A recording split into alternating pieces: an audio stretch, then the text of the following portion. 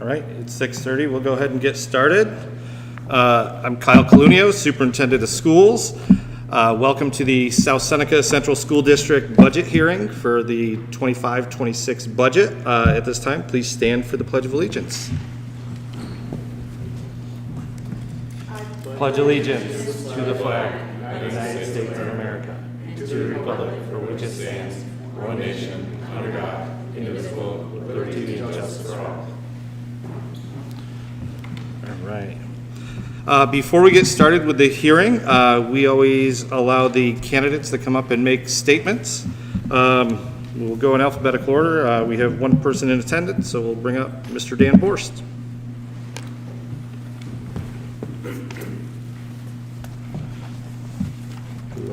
Microphone. I'm told that you should use the microphone.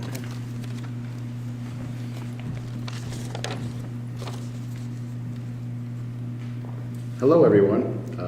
I stand before you with immense gratitude for the opportunity to serve on the South Seneca School Board during the past term. It has been a true privilege to work alongside our dedicated educators, staff, families, and community members to foster a thriving learning environment for our students. Together, we've made meaningful progress, we've strengthened academic programs, supported the mental health and well-being of our students, and invested in professional development opportunities for all staff, not just teachers, because every member of our team contributes to student success. I am also proud of how we've handled our finances. South Seneca has maintained some of the lowest annual budget increases in the region. That's no small thing. It shows our commitment to being fiscally responsible while still meeting the needs of our students in schools. I'm not just a board member. I'm a lifelong resident of the district. I'm a South Seneca graduate, and I'm a local business owner. This community is my home, and I care deeply about its future. That's why I've never been afraid to ask the tough questions or take a stand when it matters, even when it's uncomfortable or unpopular. I will always be a strong and honest voice for those who elect me. Whether you agree with me or challenge me, I will always make time to listen because every voice in our community matters. Together, let's continue to build a bright, inclusive future for South Seneca. I don't take this responsibility lightly. I will continue to show up, speak up, and stand up for what's right, even when it's not easy. Your trust means everything to me, and I will work every day to earn it. I humbly ask for your support and your vote for another term on the South Seneca School Board. Thank you. Thank you. All right. You know, when we put the budget together this year, it was really my first time, stepping into the role of the superintendency and, getting to work with Miguel Andrade, our business official, and it was really such a collaborative process from top to bottom. It felt like there was so much input, and, it really made me realize what goes into it at this level, and it really, I felt like, brought to the forefront what South Seneca cares about. In addition, just looking at all the student opportunities, I felt like we could see where those funds were going. Our goal is to present this final version today and really take a look at the budget that was created in conjunction with the Board of Education and the administration.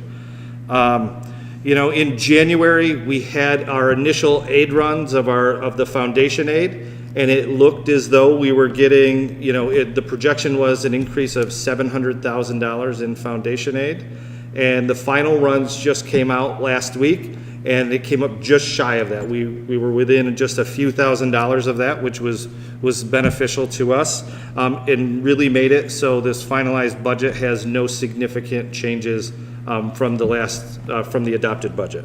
There are really no changes at all. We were able to make all of that still happen. This year, it was a little bit of a surprise of that much of an increase. At last year's budget hearing, you heard Mr. Zielinski say that Save Harmless was likely going away in the coming year. It's still here. It makes the next budget cycle a little bit of the unknown. But we will find out more in January when we get our next, the following year's initial runs. And we're certainly keeping our eye on it. We're making sure we check the viability of all of our empty positions before we fill it. Just trying to maintain that fiscal responsibility that we've worked so hard to get to this point. At this time, I'm going to bring up Miguel Andrade, our school business administrator, to present the budget.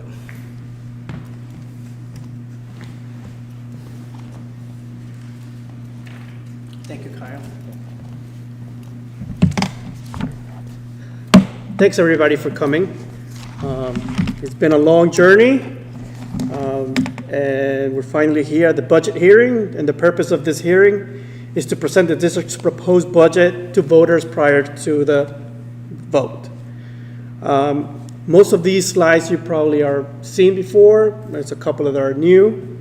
As Kyle mentioned, state aid runs came out recently, and we were just a little shy about what we have projected that we were going to get. No harm done. We made it work. We're still within the same number, and nothing changes. And we're just going to go through the hearing right now, so people here and whoever's watching or watches it afterwards can understand what are we proposing. So just spending some time on the current expenditure conditions of South Seneca. I know we just had a capital buildings and grounds meeting, so some of you may know about the project or the proposed fire doors work that is going to be done next year. This is part of the $100,000 capital outlay we allocate every year. Jump into contractual obligations. These are the mostly collective bargaining agreements. We have to go by them. The board has approved those, so we have to go and project those increases in our budget. Related to those contractual obligations comes the benefit side, TRS, ERS, and health insurance. And you can see that the TRS and ERS is projected to be an increase from 10% to 16%. And health insurance, we're going to stay steady at $675. We're part of a co-op, so that helps mitigate the cost. Although 6% is pretty big in a health insurance consortium, it has stayed steady. And it hasn't fluctuated as much, and that's the whole point of being in a co-op. Debt service payments, that's the key point that I want to point out this presentation. It increased from 1.2 million to 2.1 million, and at the same time, so did our revenue. So we're going to see later in the slides that although the expense size or the principal and interest payments will go up for 25-26, the building aid portion of it will compensate for that increase as well. We just have to present it because we have to budget for it. Well, and I think it's important to note, at last year's budget hearing, the number was presented that it was lowering to the 1.2 million from 3-point-something million. So, there is kind of an ebb and flow to the debt service, and so while it goes up, we're not up to where we were previously. No, we're not. So. Definitely not. Okay. Just pointing out fuel prices, which we consider $2.4 to $3.94 a gallon. And our current year expenditure is at $26,124,000. The school district feels those costs of electric and gas the same way that, our taxpayers do. Insurance. We've even, since we've started the budgeting process, we've gotten some updated numbers that have really led to, those higher projections. And it's not just us, every district out there is going through the same, looking at their expenses related to insurance, electric, fuel, diesel, and adjusting accordingly out there. Now let's talk about some revenues. So as Kyle mentioned, the state aid runs came out. We're staying at a 2% foundation aid increase. There are increases in BOCES aid and transportation aid, and of course debt service. That's a big jump because of building aid.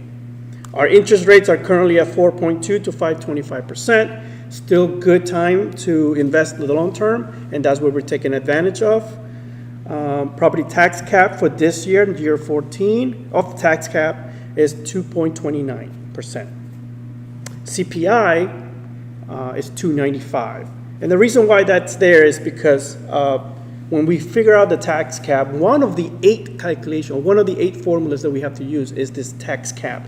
We in the past, you could use CPI, which was depending on what the region or the country was experiencing in inflation, or you could use the 2% now. So it's either or. And if and when inflation goes down on the 2%, then we'll use that number. So right now, we're using the 2%, and you've been seeing 2% because the inflation has been above 2%. But I remember at one point it was below 2%. Believe it or not, I look back, and we have to, by law, we have to use that lower number. So can it happen? Probably, but not now. Now we're using the 2%. And we're going to rely on the appropriated and reserves to balance our budget.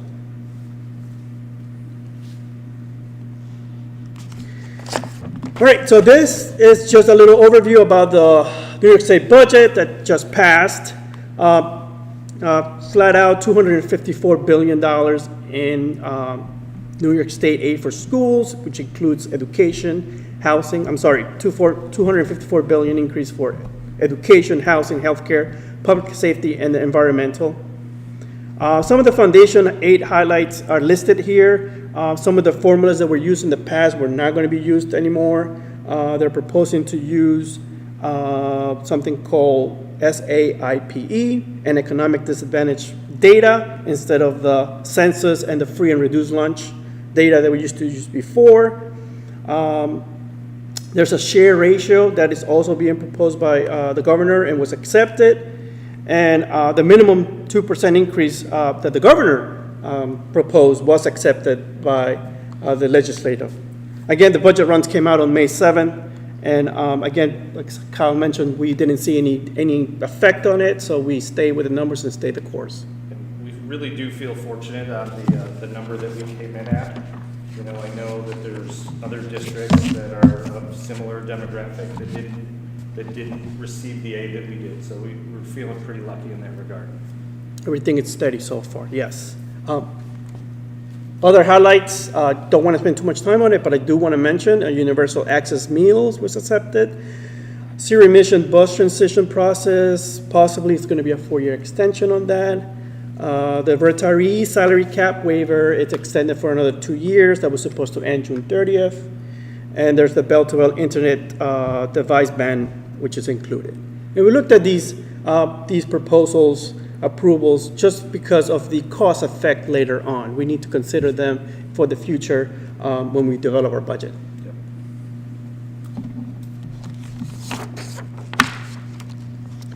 So what is our plan?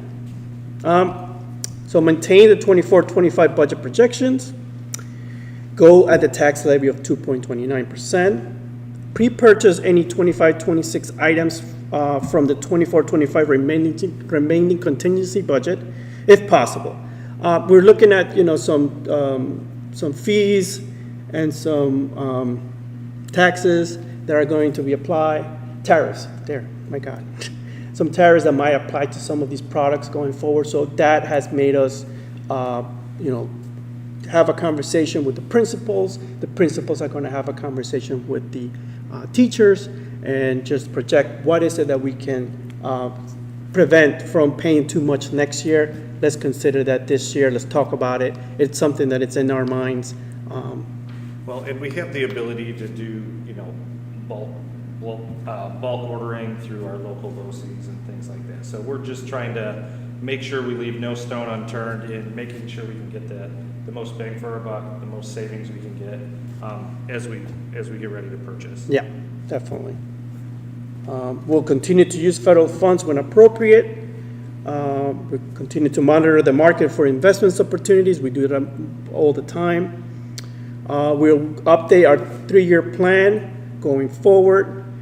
Strategically use our reserves and fund balance accordingly. Just to remind you, on June 26th, our last meeting of the year, I will come to you with a proposed numbers to use for the reserves that were authorized in last year's budget to use. I'll show you the slide. In the next slide, I'll show you what we're proposing for next year. This year, we had a similar proposal. Numbers are coming in, expenses are finalizing, ERS, EBLAR, retirement. Those numbers are popping in, so I'll come to you with a number and amount and explanation as to why we want to tap into these reserves to compensate for the expenses in this year. But for next year, we do the same thing. We'll actually look at those and plan accordingly. Any additional state aid revenue not in the projections will be used to fund appropriated fund balance. And of course, we'll review the department budgets to actual expenses to better predict what the expense for the future years are going to be. So here's the revenue budget side. New York State aid, there's an increase of 1.2 million overall. We're going to keep that. Local taxes, we're going at 208,000 increase because of the 2.29%. All other revenues, we're increasing to 1.8 million, 650,000 from last year. And of course, appropriated fund balance and reserves accordingly are going to be increasing to compensate for the budget. The reserve, the 1.1 million, you can see that down there that I'm proposing that we budget 170 from EBLAR, capital buses the 130,000 on top of the 400,000 that we have budgeted. We are authorized per the voters, if the vote passes, to go up to that amount to purchase transportation, ERS and TRS accordingly, and liability. Again, on the last meeting in June, I will come to you and I will say we're going to have to use EBLAR of $60,000. I'm just making up numbers. ERS, we're going to go 400,000. You know, like I'll come to you and I say, this is what the expense, this is what the bill came for. It's a good idea to use our reserves, our savings for these expenses. So that's what that meeting is for. We're going to have questions in there. We'll answer them and we'll get through. All the other ones, depending on what it is, insurance liability is one of those that is a good one. I mean, you remember we had an issue with the roof, and there might have been a deductible amount. Well, we were in the old insurance policy then, and our deductible is very, very, very low. That is no point to use reserves for that. Luckily, this year we haven't had any, and next year. It used to be, what, $10,000? No, it was $2,000. It was $2,000. Our deductible is now going up to $25,000. So it's a significant cost where a reserve like this would make it appropriate that we would be able to use it if we were to have another insurance claim in the future. Yeah, yeah. You know, the number of claims, not the amount of money that it's per claim. Anyway, the 25-26 budget amounts to $28,213,000, an 8% increase from the previous year. Next, we're going to look at the breakdown pie. And just to point out, New York State aid accounts for 51% of our revenue, and their local taxes is 33%. Appropriated and appropriated reserves are 8% in total, although the revenues are 6%, debt service 2%.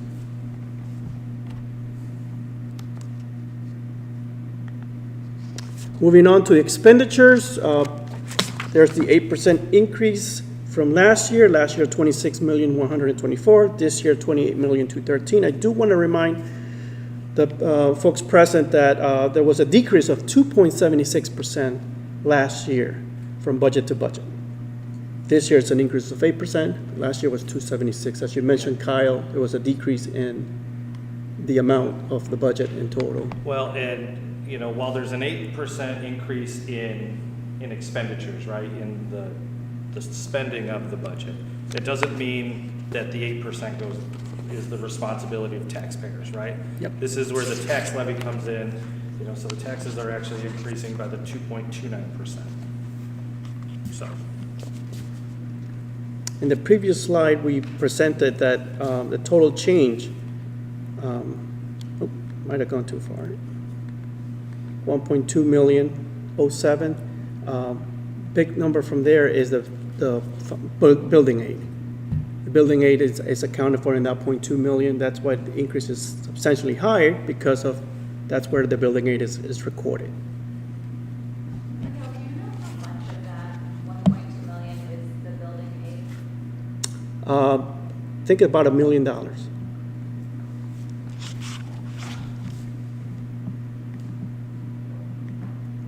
back to, oh, sorry. Yep, all right. So, by law, we have to present the budget in these three categories: administration, total capital, total program. Administration accounts for about $271,000 of an increase to $33,428,000. Capital went up to $5,216,000. And program, it's going to $19,569,000 for an overall increase of $2,089,000 or 8% from prior years. And you can see the million in the capital section because of the principal and interest payments that we have to pay. Here's a chart, a pie chart about what our expenditures look like, or proposed expenditures for next year. 12% is administration, 19% is capital, 69% is for program.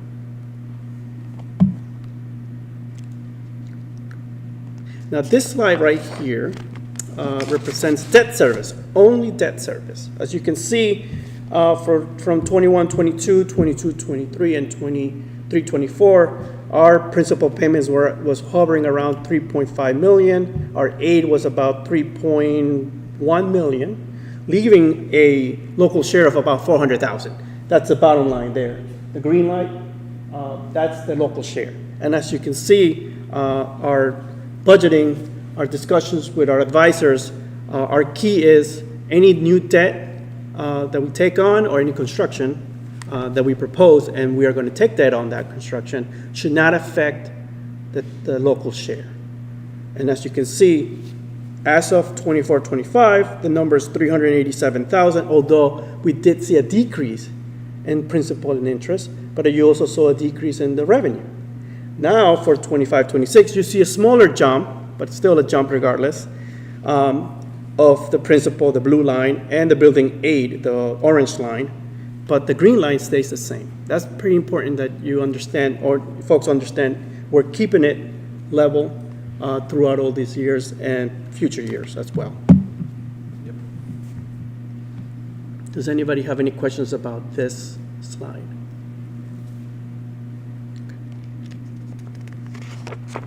Okay. Estimated town taxes rates. Very, very estimates, very rough estimates. Yeah, these haven't come in yet from the tax assessor. No. So we just have to present something that we're projecting. You can see the tax rates there. For Covert are at $13.90. Lodi, Ovid, and Romulus we're projecting at $20.55 per thousand assessed, and Hector at $12.49. You can see the changes to the right from anywhere 32 cents, 46 cents, and 28 cents from the prior year. Our true tax rate at 100% of our property will be 9.865. And that equalization is what actually helps, or what makes it change. That's the percentage of what the state is saying that a residence or a property is assessed at.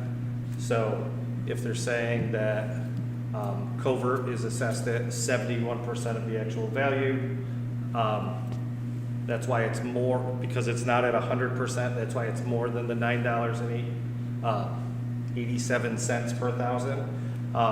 And the same with the other ones.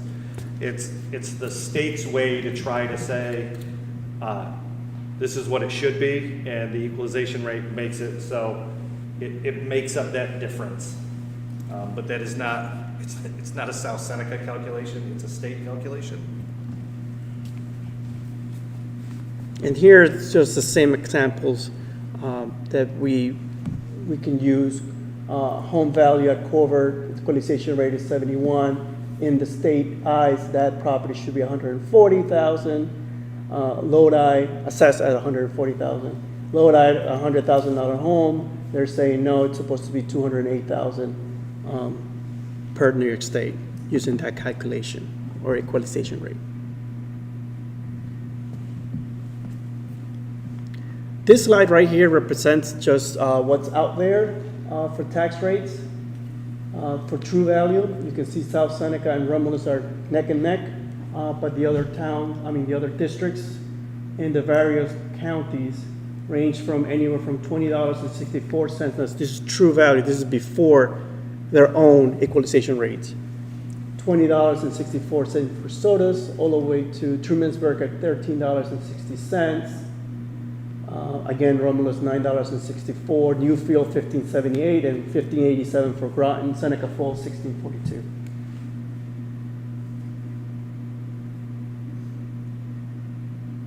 Okay, so the budget comes in and it's voted down. What happens then? Well, we get to work.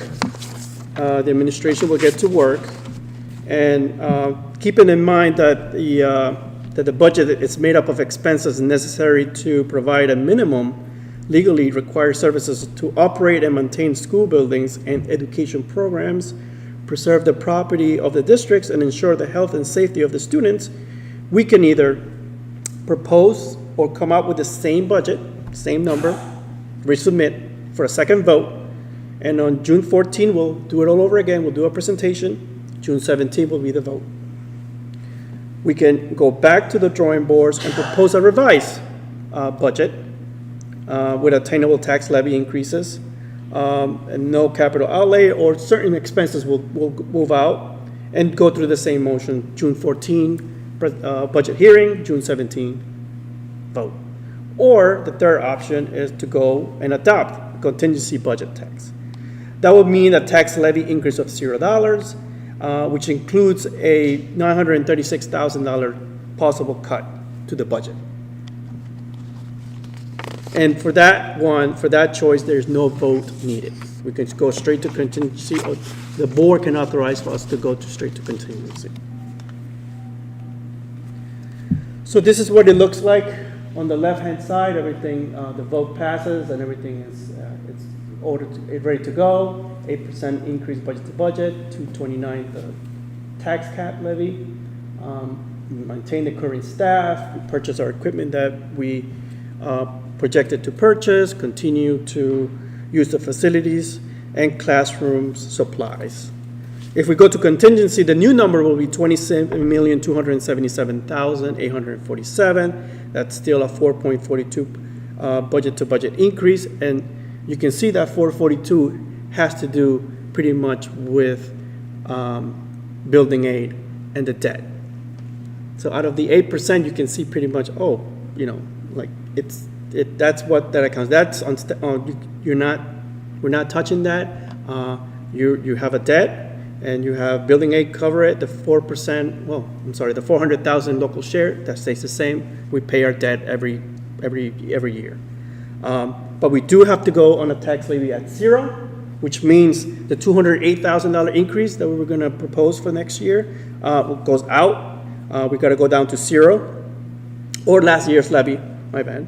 And we have to make cuts through ordinary contingency expenses.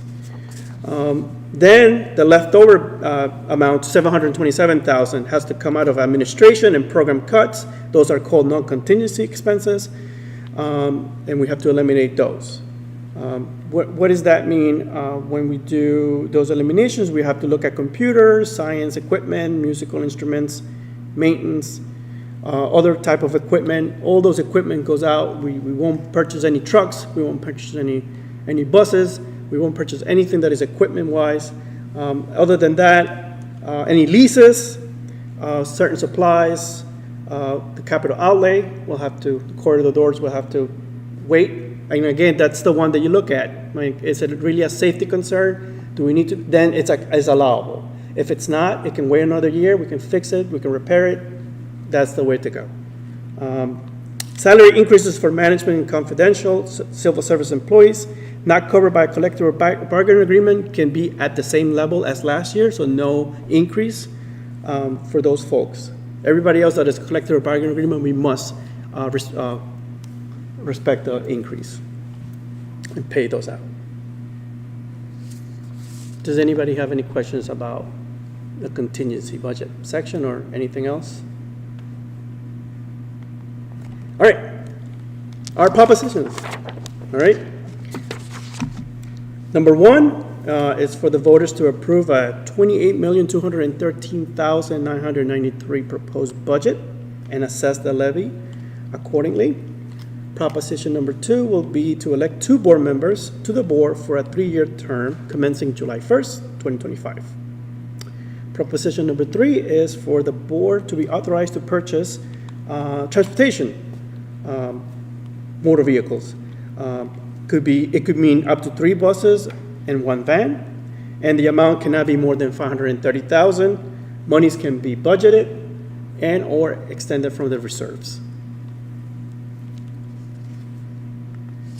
Number 4 is for the creation of a capital reserve for school bus replacements.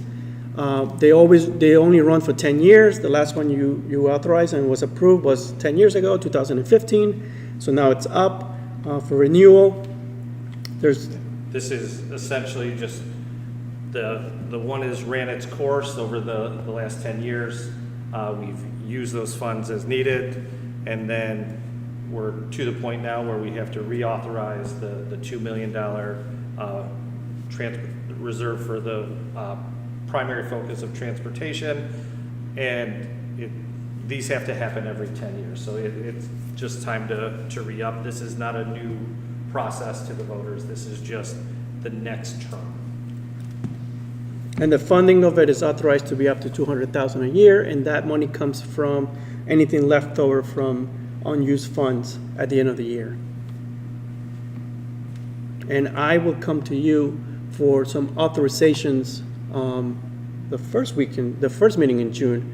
That just puts a little outplate there that says, can we max out the capital reserves, $500,000. Usually that's the only one that I do, but there might be, depending on where we're landing, there might be others. But those are just to give us the authorizations to put money in there. We can't do it after June 30th. That is why it has to be done before that. After June 30th, it needs to go into the appropriated fund balance, and depending on where we land, it might push us over the 4% that is the limit that we can keep.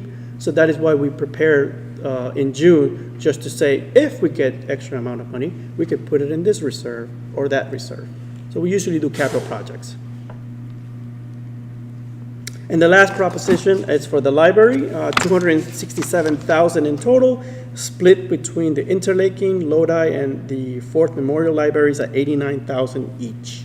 And this is not money that comes out of the school budget. We just post it on our ballot. To collect part it. of the voters, their ability to be able to support the library. Or not support the library. In the first week in December, once the books are closed, we turn around and we give a check to the folks, to the 3 libraries. Right. Vote was happening on May 20th from 1 to 8 p.m. in the middle school lower cafeteria. I'll be there, and so is Shelley. I'll be in And and Kyle out. will be hovering around there, checking out everything. That's all I have. Does anybody have any questions? Brochures are here. They should have been in the shopper already.